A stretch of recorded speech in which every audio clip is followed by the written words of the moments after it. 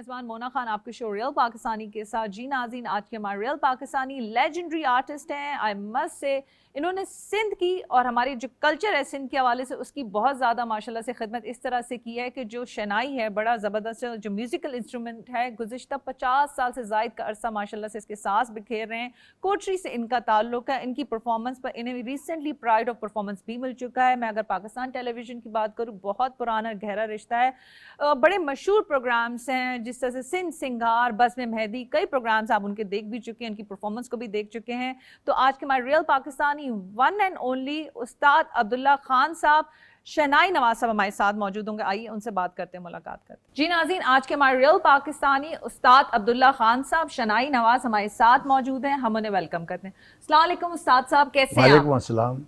भाई उस्ताद साहब, आप माशाल्लाह से जब यहाँ पर आए और आपने शहनाई को बजाना, ये जो इस आर्ट को आपने हमें दिखाना शुरू किया और इसके साज छेड़े ना माशाल्लाह से, तो इतना अच्छा लग रहा था। पहले तो मुझे हम सबको ये जानना है क्योंकि ये आर्ट बहुत कम है पाकिस्तान में, इसका आगाज, इसका सिलसिला किस तरह से हुआ? आगाज इसका मैंने 14 साल की उम्र में किया था और हमारे घर में ये पहले से ही मौजूद था। ये सिलसिला चल रहा था। मेरे वालिद साहब बजाते थे, मेरे चचा अच्छे बजाने वाले थे। तो उन्होंने कहा कि मेरे वालिद साहब ने कहा कि यार अच्छा बजा रहे हो, किसी का शागिर्द बन जाओ। तो मुझे वो लेके गए, बल्कि जवार बसंत नाम का उस्ताद था, वो हमारे समझो कि सबका गुरु था। उससे बढ़कर कोई नहीं शहनाई नवाज था हमारे यहाँ, हमारे पाकिस्तान सिंध में। अच्छा, वेरी नाइस। तो मैं उसका शागिर्द हुआ। उनका आना जाना भी हमारे यहाँ होता था और काफ़ी मरासिम भी थे।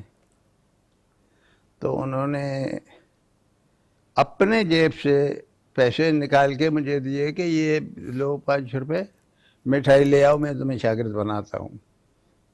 मैंने कहा बड़ी मेहरबानी। क्या बात। मैं मिठाई लेके आया, शागिर्द बनाया उसने। बोला अब ऐसा करना, एक दिन मेरे पास आना, दूसरे दिन छुट्टी करना, फिर एक दिन आना, दूसरे दिन छुट्टी करना। मैंने कहा ठीक है। आता रहा मैं। आखिर हुआ ये कि उससे ज़िंदगी ने वफा नहीं की। तो वो 2.5 साल बाद इस दुनिया से रुखसत हुए। मैंने कहा यार मैं अधूरा रह गया, अब तो मेरे पास कुछ भी नहीं बचा। तो फिर उसके भाई वो उन्हीं के साथ बजा परफॉर्म करते थे, फिर उनका मैं शागिर्द हुआ। मैंने कहा यार मुझे अब मुकम्मल करो, क्योंकि बाबा आधे में हमें छोड़ के गए, आप मुकम्मल करो।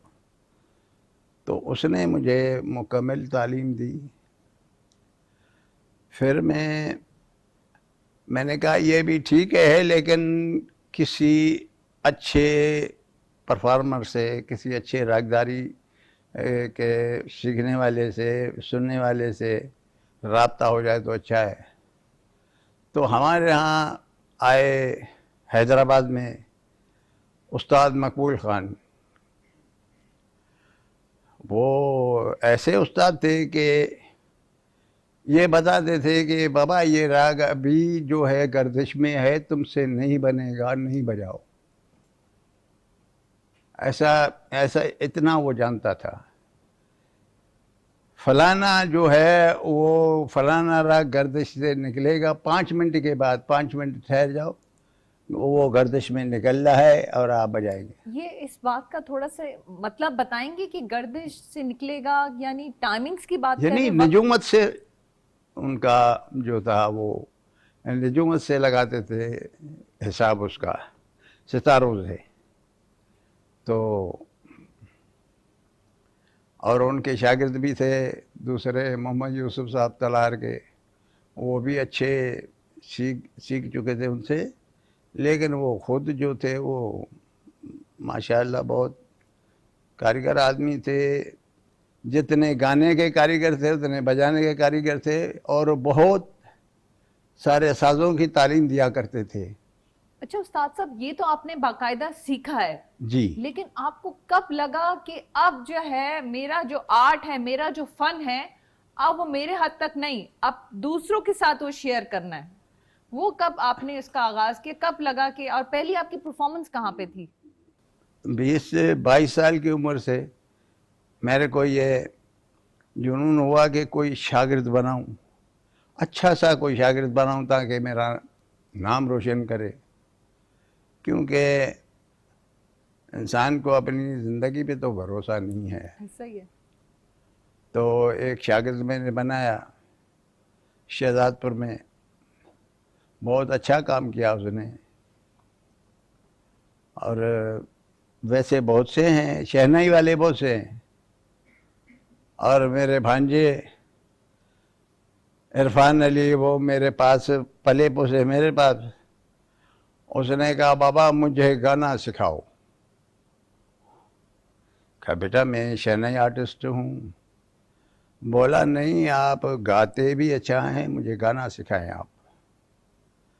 मैंने उसको सिखाया। अच्छा, अब वो अच्छा सिंगर बन चुका है और यहाँ प्रोग्राम करके गया है टीवी पे, पीटीवी पे। फिर एक शागिर्द और बना।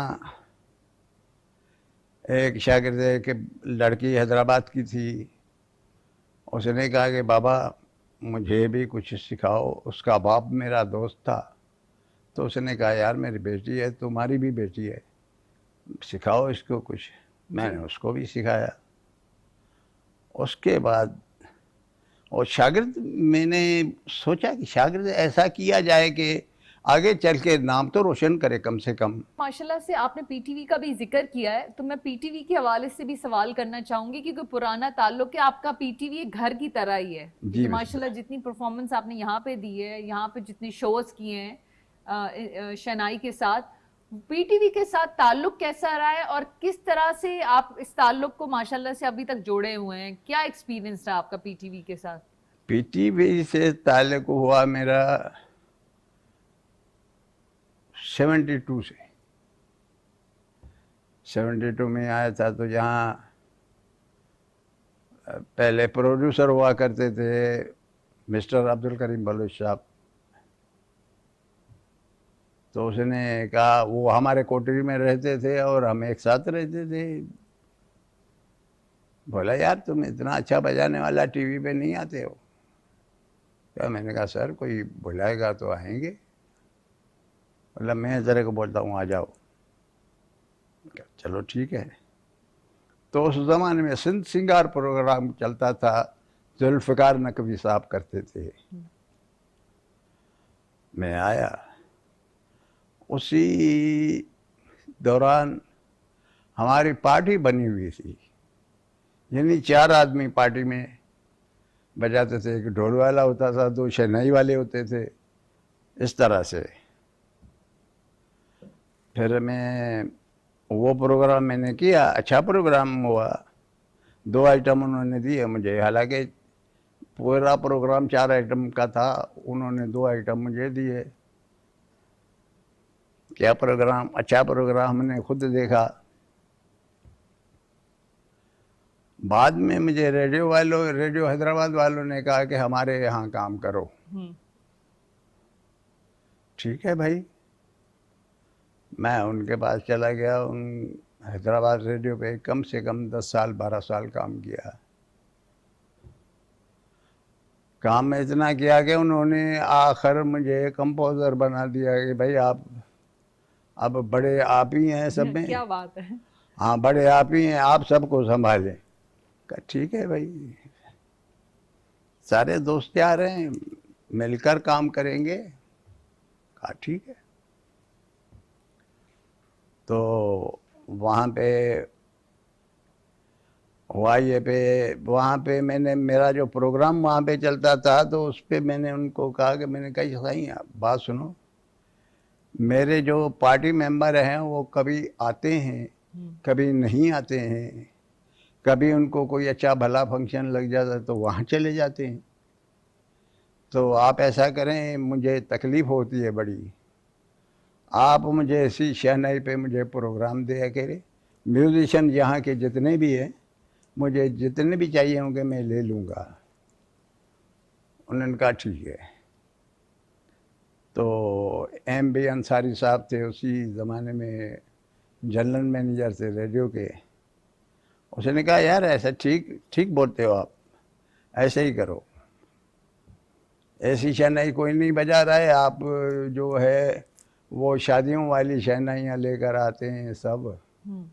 तो रेडियो पर कम से कम 8-10 पार्टियाँ थी, लेकिन वो शहनाई उनके पास वही थी शादी वाली।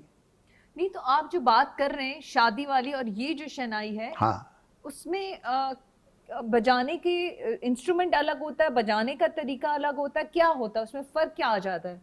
उसमें ये होता है कि शोर ज़्यादा होता है। शादी में आपको पता है कि शोर तो चाहिए ही होता है सब किसी को। तो वो शादी में हमारे यहाँ वो ही शहनाइयाँ बजती हैं। और ये शहनाई जो है ये ज़्यादा से ज़्यादा गैदरिंग प्रोग्राम हो, साउंड हो, उसी पे। वैसे कोई इसी को आप बराबर में बैठी हुई हैं, आप नहीं सुन सकेंगी इसको, इतनी ये बिल्कुल नरम सी है। वो ऐसे है कि कान फाड़ देगी शादी वाली। अच्छा, मुझे एक सवाल ये है कि जिस तरह से शहनाई की बात हो रही है, कदरदान की भी बात होनी चाहिए कि सुनने वालों को भी मिजाज हो, पता हो कि इसकी क्या जो है डेफिनेटली इसकी क्या साज हैं, क्या है। आपके क्योंकि पूरा पाकिस्तान आपने माशाल्लाह ट्रैवल जी किया अपने इस आर्ट की वजह से, जी। तो मुझे ये बताएं कि कहाँ लगा कि यहाँ जो है शहनाई को समझने वाले हैं, सुनने वाले हैं, कहाँ कौन सी ऐसी जगह पे पाकिस्तान को आपको रहा एक्सपीरियंस? सुनने वाले तो मेरे ख्याल में हर जगह अच्छे सुनने वाले हैं, और ज़्यादातर लाहौर पंजाब। अच्छा, लाहौर पंजाब। हाँ, ये लोग थोड़े सुरीले लोग हैं सुनने वाले। हमारे कराची में भी बहुत लोग सुरीले लोग हैं, लेकिन वो छुपे हुए होते हैं। अगर किसी भुलवा के नहीं सुनते, हाँ बाकी अगर कहीं सुनाई दिया चले गए, सुन लिया, ठीक है, अरे भाई वाह वाह। इधर एक फौजियों के प्रोग्राम में आया था, तो फौजी साहब आए, उसकी बेटी की शादी थी। तो मैंने कहा, हाँ साहब हमने आपको बुलवाया है। मैंने कहा जी मैं हाज़िर हो गया हूँ। बोला अब एक हमारा गुजारिश है आपसे कि जो भी सुना हो तो ये शादी ब्याह के सुना के फिर आपसे हम राग सोनी सुनेंगे आपसे। कहा हाजिर मैं सुनाऊंगा। तो 2-4 गीत मैंने शादी के बजाए, जो और लोग भी बैठे हुए थे, बजाए वो 2-4। और बाद में उन्होंने कहा कि खाजा अब कुछ हो जाए, हमने आपसे कहा था। मैंने कहा हाँ जी हाजिर। तबले वाले को कहा, मैंने कहा यार मिलाओ इसको, अब मैं दूसरे सुर से बजाता हूँ। मिलाया उसने तबला, मैं शुरू हो गया। जब आ करके शुरू किया, सोनी की जो रागनी है, सोनी तो है ही वो, सोनी की रागनी जो थी वो मैं जब उसको ऊपर से लेके आया, जब सा पे आया तो मेरा तबले वाला भी रोने लग गया, वो सामने वाला भी रोने लग गया, वो फौजी भी रोने लग गया। मैंने कहा यार ये क्या हुआ भाई, क्या कर रहे हो? मेरा खान साहब ऐसे आप बजाते हैं? मैंने कहा हाँ यार राग है, मैं कोशिश करता हूँ कि उसको अच्छे से अच्छा बजाया जाए, तो मैं ये कोशिश कर रहा हूँ। बोला ऐसी कोशिश करोगे आप, हम तो रो रहे हैं, अब सुनेगा कौन। अब हम चाहेंगे हमारे व्यूअर्स के लिए आप प्लीज राग सोनी तो प्लीज आप छेड़ दें, सुनाएं, हम सुनना चाहते हैं।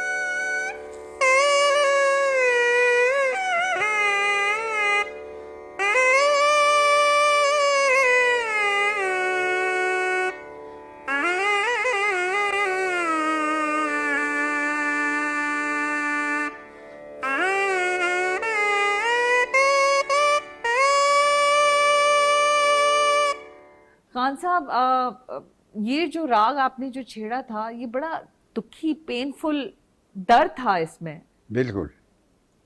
मतलब ये जो अभी स्टूडियो का जो माहौल है वो उस तरह का ही बन चुका है। मतलब बिल्कुल आपने जो राग छेड़ा है, सही। तो अगर आप जो बात अभी जो आपने इजहार की है कि वहां पे लोग रोना शुरू हो गए थे, तो मुझे अंदाजा हो रहा है वो क्यों दुखी हुई होंगे इस राग को सुनकर। हाँ, इसको और अगर टाइम ज़्यादा इसको मिल जाए तो ये और लोगों को इस तरह से जैसे पत्थर के बने हुए हों, कोई ना बोलेगा, कोई ना कुछ करेगा, कोई ना कुछ, एक दूसरे से बात भी नहीं कर सकते लोग।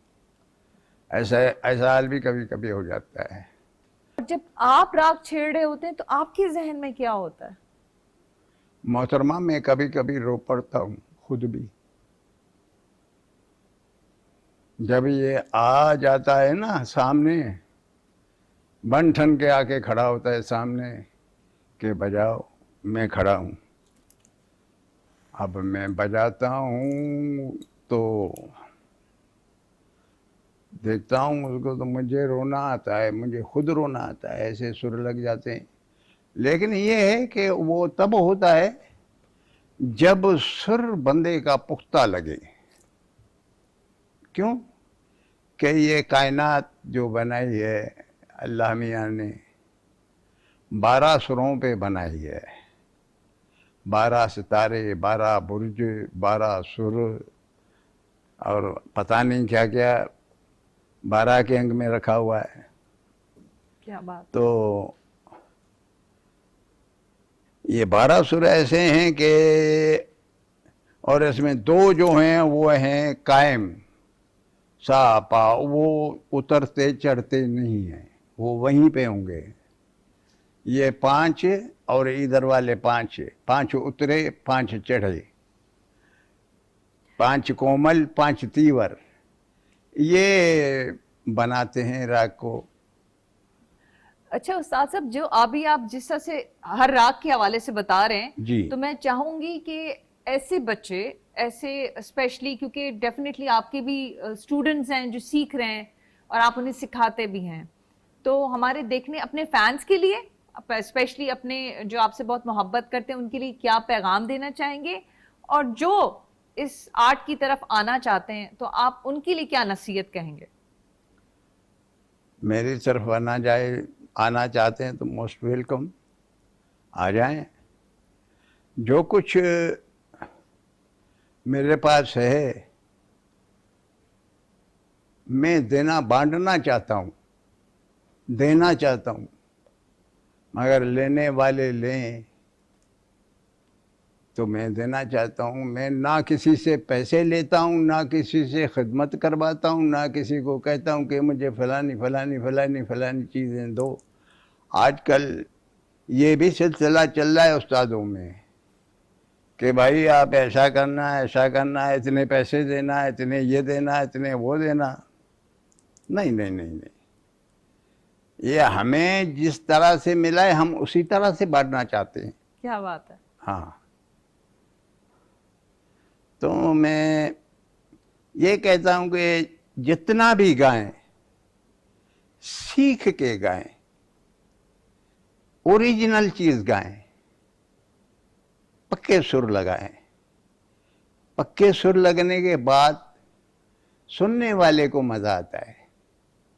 अगर आप बेसुरा गाओगे तो सुनने वाला थोड़ी सी देर देख के चला जाएगा। रियाज आप ये कह रहे हैं, प्रैक्टिस ये बड़ी जरूरी है। ये बहुत शुक्रिया उस्ताद साहब आपके वक्त के लिए, मुझे तो बड़ा अच्छा लगा। मैं तो अभी तक उसी बहुत राग में ही हूँ, मैं थोड़ी दुखी भी फील कर रही हूँ, लेकिन डेफिनेटली और अच्छा भी लगा। ये भी बड़ी बात है कि हमें लाइव सुनने का मौका मिला है आपकी तवज्जो से। बहुत शुक्रिया, और हमारी बहुत सारी दुआएं आपके लिए, आपकी सेहत के लिए। आप यहाँ आए, आपने इतनी हिम्मत की, माजर चाहूंगी जो तकलीफ आपको रही चीजों को रखते, लेकिन आपने फिर भी पाकिस्तान टेलीविजन के लिए, अपने देखने वालों के लिए, अपने फैंस के लिए आपने टाइम मैनेज किया। बहुत शुक्रिया। सबका शुक्रिया अदा करता हूँ मैं, सबका शुक्रिया अदा करता हूँ, आपका, स्टाफ का, सबका शुक्रिया अदा करता हूँ। सबकी मेहरबानी, अल्लाह खुश रखे उनको। जज़ाकल्लाह, थैंक यू जी। नाज़रीन, ये थे हमारे रियल पाकिस्तानी उस्ताद अब्दुल्ला खान साहब। आपने इनकी गुफ्तगू सुनी, और उनकी एक ही बात, बल्कि ये मैं समझती हूँ जो आर्ट से बिल्कुल आर्ट को समझते हैं और उन्होंने सर्व किया हुआ होता है। स्पेशली ये तो हमारा कल्चरल आर्ट है, हमारे सिंध से जो है इसका ताल्लुक भी है, और डेफिनेटली इसके तवज्जो से दुनिया भर में पाकिस्तान का, मैं समझती हूँ आर्ट से बड़ा अच्छा पाकिस्तान का इमेज भी जाता है, और ये बड़ा ज़रूरी भी है। तो हमें ज़रूरत यह है कि हम एटलीस्ट प्रैक्टिस कर लें। अगर हम अपनी कल्चरल एक्टिविटीज़ की तरफ आते हैं, आर्ट की तरफ आते हैं, या किसी भी चीज़ की तरफ आते हैं, आप ये नहीं होता कि रात हुई सुबह हुई और आप जो है वो आर्टिस्ट बन गए। मेहनत चाहिए होती है और इसके लिए प्रैक्टिस चाहिए होती है, जिस तरह से उस्ताद साहब ने कहा। इसी बात के साथ अपना बहुत ख्याल रखिएगा। मुझे मोना खान को इजाज़त दें। पाकिस्तान जिंदाबाद।